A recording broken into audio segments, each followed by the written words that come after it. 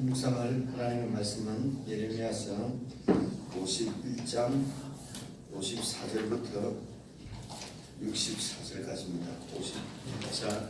51장 54절부터 64절까지 한 말씀씩 나눠서 읽겠습니다. 바벨론에서 부르짖는 소리여, 갈디아인의 땅에 큰 파멸의 소리로다. 이는 여호와께서 바벨론을 황폐케 하사 그 떠드는 소리를 끊으심이로다. 그 대적이 많은 물의 요동함 같이 요란한 소리를 말하니 곧 멸망시키는 자가 바벨론에 임함이라. 그 용사들이 사로잡히고 그들의 팔이 긋기도다. 여호와는 보복의 하나님이시니 반드시 보응하시리로다. 만군의 여호와라 일컫는 왕이 이같이 말씀하시되, 내가 그 방백들과 박사들과 감독들과 관장들과 용사들로 취하게 하리니 그들이 영영이 자고 깨지 못하리라. 만군의 여호와가 이같이 말하노라. 바벨론의 넓은 성벽은 온전히 무너지겠고 그 높은 문들은 불에 탈 것이며 백성들의 수고는 헛될 것이요 민족들의 수고는 불탈 것인즉 그들이 쇠폐하리라 하시니라. 유다 왕 시드기야 4년에 마세야의 손자 네리야의 아들 스라야가 왕과 함께 바벨론으로 갈 때에 선지자 예레미야가 그에게 말씀을 명하니 스라야는 시종장이더라. 예레미야가 바벨론에 임할 모든 재앙 곧 바벨론에 대하여 기록한 이 모든 말씀을 한 책에 기록하고 예레미야가 스라야에게 이르되, 너는 바벨론에 이르거든 삼가 이 모든 말씀을 읽고 말하기를, 여호와여 주께서 이곳에 대하여 말씀하시기를 이 땅을 멸하여 사람이나 짐승이 거기 거하지 못하게 하고 영영이 황폐케 하리라 하셨나이다 하라. 너는 이 책 읽기를 나방 위에 책에 돌을 메어 유브라데 하수 속에 던지며 말하기를, 바벨론이 나의 재앙 내림을 인하여 이같이 침륜하고 다시 일어나지 못하리니 그들이 쇠폐하리라 하라 하니라. 함께요. 예레미야의 말이 이에 마치니라. 그냥 읽어도 바벨론의 멸망에 관한 말씀인 것을 알 수가 있습니다. 그런데 조금 자세히 읽으면은 좀 이해하기 어려운 부분들이 있기 때문에 그 부분만 오늘은 간단히 말씀을 드리려고 합니다. 54절부터 다시 보시면은 바벨론에서 부르짖는 소리여, 갈대아인의 땅에 큰 파멸의 소리로다. 이것은 이제 전쟁이 침략국이 이전에 침략을 받아서 그 바벨론의 그런 전쟁의 참화가 일어날 것을 지금 말씀하시면서 55절, 이는 여호와께서 바벨론을 황폐케 하사 그 떠드는 소리를 끊으심이로다. 그 떠드는 소리는 큰 소리, 그 바벨론 도성이 정말 아주 큰 소리가 나는, 그러니까 아주 어떻게 합니까, 큰 도시의 아주 번창한 도시의 모습을 지금 보여주는 거지요. 이 도시의 모습을 떠드는 소리를 끊으시는데 어떻게 끊으십니까? 그 대적들이 많은 물의 요동함처럼 요란한 소리를 말하고 침략해 왔다는 것입니다. 그래서 곧 멸망하는 자가 바벨론의 임함이라. 그 용사들이 사로잡히고 그들의 활이 다 꺾이도다. 그 전쟁에서 질 것을 말씀하시는 것이죠. 이는 여호와는 보복의 하나님이시니 반드시 보응하시리로다. 그래서 56절까지 해서 우리가 묵상할 수 있는 말씀은 여호와는 어떤 하나님이요? 보복의 하나님. 참 이런 말씀을 들어도 제가 강조를 안 하면은 우리 마음에 안 남고 넘어갑니다. 하나님이 보복의 하나님이라 그러면 말이 되겠습니까? 그렇죠? 그래서 이것을 어떤 소위 말하는 이 조직 신학적으로 이렇게 우리가 접근을 하면은 하나님은 어떤 분인가? 사랑의 하나님, 용서의 하나님, 인자의 하나님, 참으시는 하나님, 그렇죠? 이렇게만 자꾸 이해를 하거든요. 근데 성경을 보면은 이렇게 보복하시는 하나님이다. 나오거든요. 하나님은 어떤 분이십니까? 보복하시는 하나님이다. 그러면은 듣는 사람들이, 아니 이 사람이 돌았나? 목사 맞아? 이렇게 얘기하지 않겠습니까? 그런데 하나님은 보복하시는 하나님이다. 이렇게 반드시 보응하시는 분이시다. 참 뒤끝이 있는 분이죠. 근데 하나님이 뒤끝이 있어가지고 막 이렇게 이해를 우리가 할 수는 없는 거 아니겠습니까? 그래서 이렇게 여호와께서 보응하신다, 복수하신다는 것이 우리 사람들 세상에서 얘기하는 우리가 복수한다, 보응한다면 옹졸하고 이제 원한을 품고 막 이렇게 해서 이렇게 안갚음을 하고 하는 이런 하나님이 아니라 여기에서 여호와 하나님께서 보응하신다, 복수하신다는 것은 여호와의 공의, 여호와의 정의가 다시 세워지고 여호와의 정의가 집행되는 것을 말씀하는 것이죠. 악이 이렇게 득세하고 악이 세상에서 이기는 것처럼 악이 정의인 것처럼 지금 그렇게 돌아가는 심판을 하나님께서 복수하시는 것입니다. 그래서 하나님의 정의를 다시 세우는 것이죠. 하나님의 공의가 다시 살아나도록 하는 것이 여호와 하나님의 보복하시는 하나님이십니다. 그래서 이 하나님의 통치, 하나님의 공의, 하나님의 정의가 반드시 우리 가운데, 세상 가운데 세워진 것입니다. 그래서 우리가 하나님의 공의를 쫓아서 하나님의 정의를 쫓아서 사는 것이 그것이 영원한 승리고 영원한 복이라고 그렇게 말씀하는 것이죠. 예수님께서 이 땅에 심판하실 때 모든 악은 소멸되어지고 하나님의 정의, 하나님의 공의가 완전하게 세워질 것입니다. 그러므로 우리는 하나님의 통치 가운데, 다스림 가운데, 공의 가운데 있는 것이 그것이 가장 안전한 피난처라고 말씀을 하시는 거죠. 이 하나님의 통치, 다스림을 눈으로 보고 사는 사람은 믿음 있는 사람이다. 그렇게 말하는 것입니다. 그래서 아무리 믿는 것 같아도, 교회 열심히 다니는 것 같아도 이 하나님의 공의를 믿지 못하고 하나님의 정의, 보응하시는 하나님을 우리가 믿지 못하면 어떻게 하나님의 법을 쫓아서 살아갈 수가 있겠습니까? 그래서 이 하나님의 공의가 완전히 세워질 것이 우리의 소망이고 장래에 비출 영광이고 우리가 바라보는 영광이죠. 그래서 천국을 소망한다, 하나님의 나라를 소망한다 하는 것은 아이고 내가 이렇게 어렵게 살지만 나중에 이제 천당 가서 편안하게 살 것이다 이런 뜻은 사실은 아니 뭐 조금 들어가 있지만은 그런 뜻은 아니거든요. 하나님의 공의가 세워지는 하나님의 나라가 완전하게 세워질 것이기 때문에 그래서 하나님의 그 통치 가운데 지금도 살고 지금 하나님의 통치 가운데 사는 하나님 나라에 있어야 영원한 세계에서도 하나님 나라에 있는 것이지 이 땅에서는 하나님의 통치하고는 관계없이 내 뜻대로 내 마음대로 살다가 죽어서 하나님의 통치가 있는 천국으로 들어갈 것이다. 이것은 그 논리도 안 맞고 믿음도 안 맞고 말이 안 되는 소리입니다. 이 땅에서 그래서 예수 믿는 사람이 천국에 간다. 이 땅에서 예수 안 믿으면은 저 세상에서는 무슨 기회가 없다. 그래서 예수 믿어야 천당 간다. 그래. 반은 맞고 반은 아직 잘 안 맞는 말이죠. 그죠? 그래 이 예수 믿고가 틀렸다는 것이 아니고 예수를 믿는다는 것이 예수님을 주로 모시고 주님의 통치를 받고 사는 천국을 살아간다는 그런 뜻이지. 그래서 이 땅에서 육신으로 천국을 살다가 육신이 죽으면 영으로 주님을 섬기면서 주님 통치 가운데 사는 이게 그래서 영생이 미래의 생명이 영생인데 이 영생을 이미 우리가 받아서 사는 것이 이게 오늘 우리가 받은 구원이고 그래서 우리가 이미 부활한 사람이라고 여러분 성경은 부활한 사람이라고 얘기를 하는 것이죠.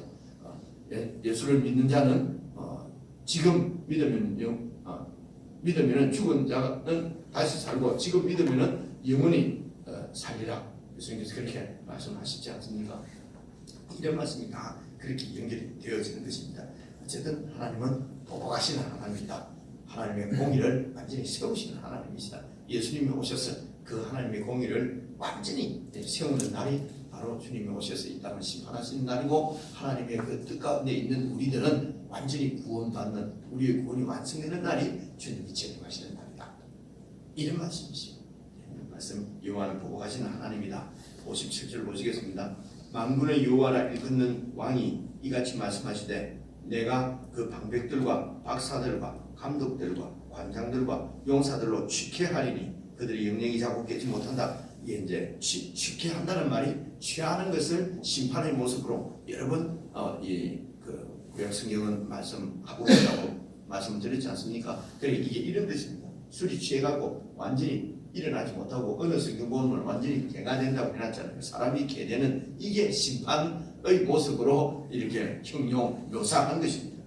그래서 먼저 하나님이 누구를 심판합니까? 광백들, 박사들, 감독들, 관장들, 용사들 다 지도자들이에요. 그래서 세계 최강의 나라인 바벨론에서 최고의 강자들이 지금 여기 다 나와 있거든요. 그래서 이 최고의 강자들을 하나님이 다 심판하신다는 것이죠. 하나님이 왜 바벨론을 심판하시고 왜 또 이 말씀을 듣는 청자가 누군지는 여기 분명하게 드러나 있지 않지만은 이런 말씀들을 통해서 우리가 볼 수 있습니다. 최강의 나라에서 최고로 강자들이니까 하나님 없이 교만했겠죠. 내 강함을 믿고 그래서 바벨론 제국의 왕은 이 강자들을 믿고 정치한 것입니다. 이 강자들을 믿고 세상을 호령한 것이요. 하나님 자리에 앉았던 것이요. 그래서 이 강자들, 교만들을 하나님이 심판하십니다. 58절도 보십시오. 만군의 여호와가 이같이 말하노라. 바벨론의 넓은 성벽은 온전히 무너지겠고 그 높은 문들은 불에 탈 것이며 백성들의 수고는 헛될 것이요 민족들의 수고는 불탈 것인즉 그들이 쇠퇴하리라. 왜 하나님이 심판하십니까? 이 넓은 성벽을 의지하고 높은 문을 성문을 의지하고 그리고 백성들의 강한 이런 그 부하들 정치가들 의지하고 하나님이 아니라 이런 세상 것들을 의지해서 악이 뭡니까? 이들의 악이 침략하고 파괴하고 노력한 것이요. 성벽을 무너뜨리고 높은 문을 불태우고 이게 침략자고 파괴자고 그리고 민족들의 수고는 뭡니까? 백성들의 수고는 무엇이요?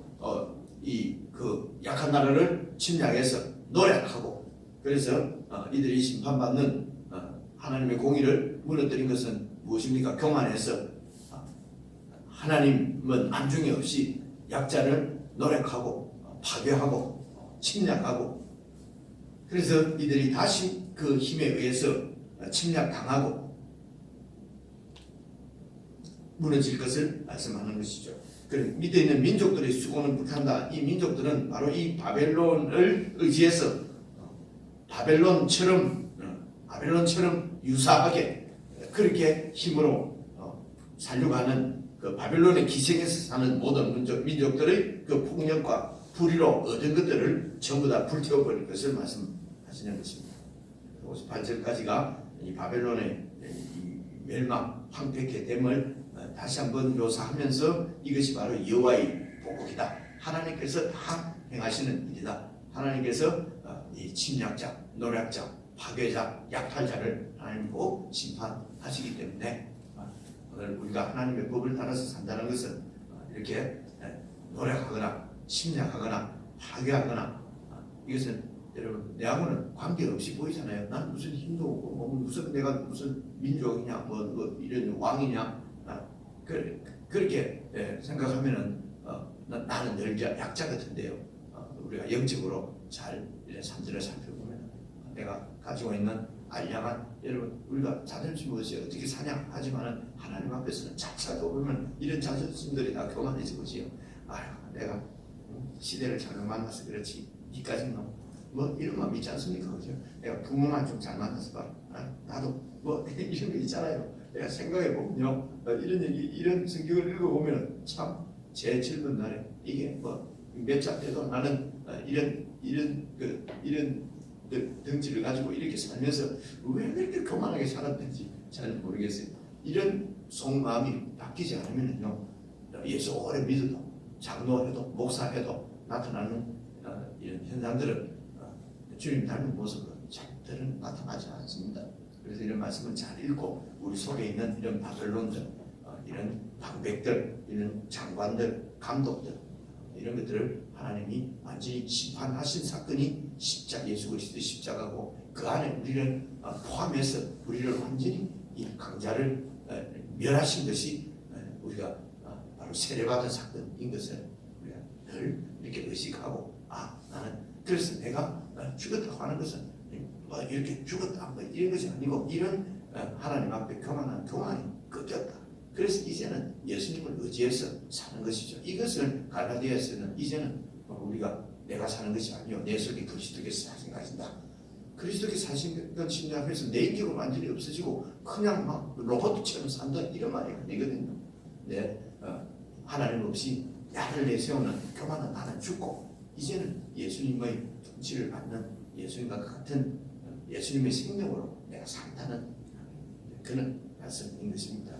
이런 말씀들이 예수님이 오셨을 때부터 있었던 말씀이 아니고 예레미야서부터 계속 이런 거를 예레미야서 36장, 33장 보면 새 마음을 주시겠다, 새로운 영을 부어주겠다, 이렇게 우리를 완전히 정결하게 새롭게 만들겠다, 새 창조가 이런 예레미야서 33장에 우리가 이미 보고 왔지 않습니까? 이런 말씀이 구약시대 때부터 구약성경에서부터 계속 나오는 하나님의 말씀이고 하나님의 계획입니다. 그분은 우리를 새롭게 하시는 분. 그래 우리 속이 완전히 세상하고는 다르게 새롭게 창조하시는 것이 주님이시고 또 성령님이 그 일을 하시고 성령님께서 하나님의 말씀을 통해서 그 일을 하시는 것입니다. 59절부터는 이게 잘 보시면은요, 이게 이제 무슨 어째 잘못 읽으면 뜬금없는 소리 같습니다. 그런데 이런 말씀이 여기 있는 것을 이렇게 조금만 자세하게 읽어보시면은 다 우리가 깨달아 알 수가 있습니다. 유다 왕 시드기야 4년에, 그러니까 시드기야 왕이 제일 마지막 왕인 거는 이제 우리가 알지 않습니까? 시드기야 왕 11년, 시드기야 왕이 통치한 지 11년 됐을 때에 나라가 멸망하거든요. 그러니까 이게 지금 4년 전이니까 한 7년 전이니까 594년쯤 되거든요. 이 연대로는 이렇게 594년에 이라면 제가 아주 연대도 알고 이러지 않습니까? 다 이렇게 머리로 많이 계산합니다. 이스라엘이 멸망한 것이 586년이거든요. 6년, 7년.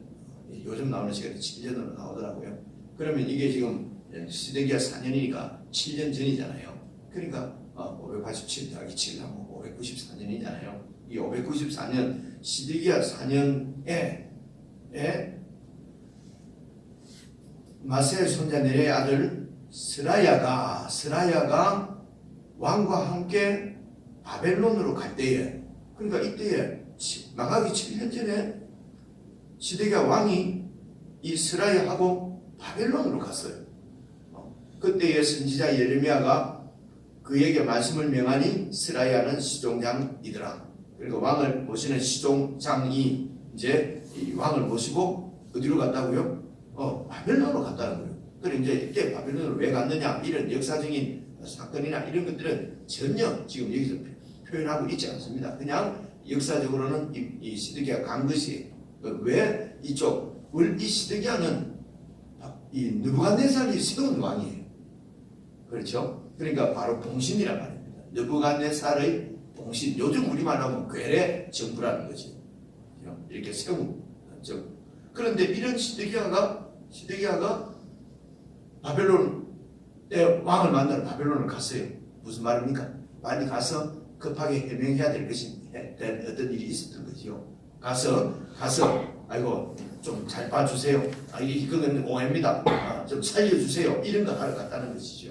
그래서 나름대로 오해를 풀러갔다는 것이죠. 그리고 이 시드기야 594년 이때에 그 당시에 그 주위에 있는 나라들이 같이 막 합동해가지고 바벨론으로부터 벗어나려고 바벨론을 대항하고 하는 이런 모의들을 꾸민 게 있거든요.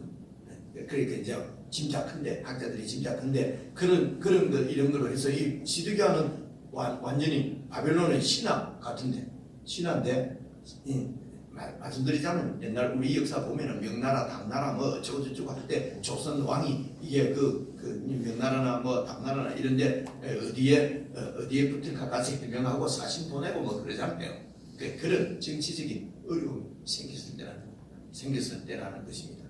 그래서 이제 이렇게 갑니다. 그러면 이 이스라엘 백성들이, 유다 백성들이 지금 바벨론을, 그러니까 바벨론 친바벨론이잖아요. 이 왕이. 그런데 반바벨론 어떤 모의를 꾸몄다는 것이죠. 그 반바벨론 모의를 꾸몄다는 얘기는 친애국을 의지하고 하는 거거든요. 그런데 그것이 뭐가 잘 안 되니까 혹시 멸망할까 봐서 지금 바벨론 왕한테 지금 빌려 간 거거든요. 이런 강대국들의 사이에서 이렇게 살다 보면은 이 백성들이 강대국을 의지하고, 어디가 더 강대국이냐, 어느 나라에 붙으면 우리나라가 안전할 것이냐, 이렇게. 그래서 이제는 왕이 친히 바벨론 왕 앞에 가서 이렇게 빌 정도 되면은 얼마나 바벨론을 믿으려고 하겠어요. 그리고 그러면 마음이 하나님보다는 우리도 바벨론처럼 되고 싶다. 그죠? 이게 뭐 자연스럽게 우리가 그렇게 되잖아요. 그래서 그런 바벨론도 이제 이때 이 시드기야 4년은 멸망하기 전이잖아요, 유다가. 그래서 이런 바벨론도 결국은 하나님께서 심판하실 하나님의 공의가 집행되지 않는 하나님의 대적이기 때문에 너희들이 이 바벨론도 의지해서는 안 된다는 것입니다. 지금 바벨론한테 빌려가잖아요. 그렇게 빌려가는 그런 유다의 왕, 유다의 대표에게 이 바벨론도 너희들이 믿어서는 안 되고, 애국도 믿어서는 안 되고, 눈을 들어서 하나님을 믿어야 될 백성들이 유다 백성이라고 하는 것을 지금 보여주는 것입니다. 시종장에게 어떻게 명하냐면요, 60절 한번 보십시오. 예레미야가 이 바벨론에 임한 모든 재앙, 곧 바벨론에 대하여 기록한 이 모든 말씀을 한 책에 기록하고, 그러니까 하나님께서 바벨론도 멸망이다 라고 기록했다는 것입니다. 책에 기록했다는 것은 하나님이 결정했다는 것이죠. 이제 되돌이킬 수 없도록 결정했다. 그래서 바벨론의 멸망은 시드기야 4년에 하나님께서 결정하시는 것입니다. 유다의 멸망은 언제 했지요? 여호야김 4년에 유다의 멸망을 확정했잖아요.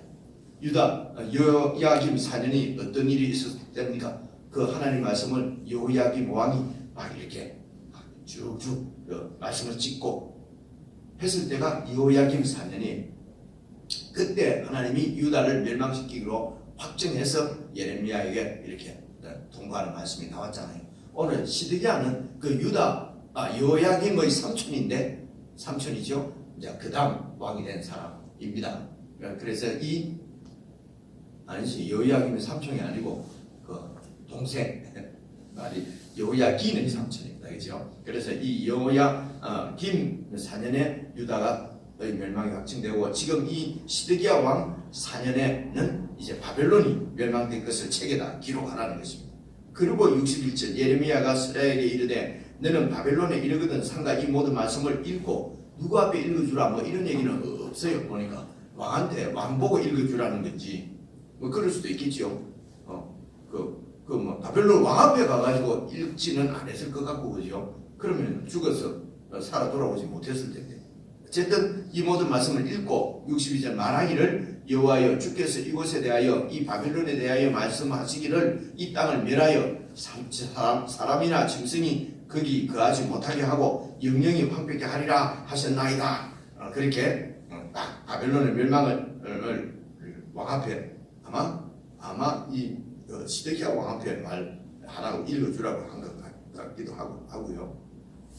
하라 너는 이 책 읽기를 다 한 후에 책에 돌을 메어 유브라데 하수속에 던져.